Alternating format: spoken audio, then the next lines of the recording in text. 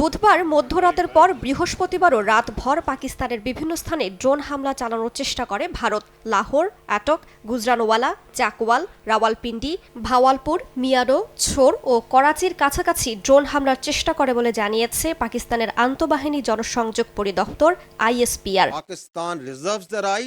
তবে এসব ড্রোন হামলা প্রতিহতের দাবি করেছে পাকিস্তানের ISPR এর মহাপরিচালক লেফটেন্যান্ট জেনারেল আহমেদ শরীফ। তার দাবি, ভারতের ছোড়া অন্তত 12টি ড্রোন ভূপাতিত করা হয়েছে। লাহোর, অ্যাটক, গুজরানওয়ালা, চাকওয়াল, রাওয়ালপিন্ডি, ভাওয়ালপুর, মিয়ানো, ছোর ও করাচিতে ড্রোন ভূপাতিত হয়েছে। ভারতীয় ড্রোনের কারণে 4 জন পাকিস্তানি সেনা আহত হয়েছে বলে জানান মহাপরিচালক। এছাড়া একটি সরঞ্জামে আংশিক ক্ষয়ক্ষতি হয়েছে। এই ঘটনার ধারাবাহিকতায় সিন্ধুর মিয়ানো এলাকায় এক বেসামরিক নাগরিক নিহত হয়েছেন, আহত হয়েছেন একজন বলেও জানানো হয়। ভারতের সেনাবাহিনী মসজিদ ও বেসামরিক নাগরিকদের লক্ষ্য করে ড্রোন হামলার চেষ্টা করে বলে জানিয়েছে ISPR প্রধান। পাকিস্তানের সশস্ত্র বাহিনী সতর্ক অবস্থায় রয়েছে বলেও জানান তিনি। রাইসা জান্নাত, সময় সংবাদ।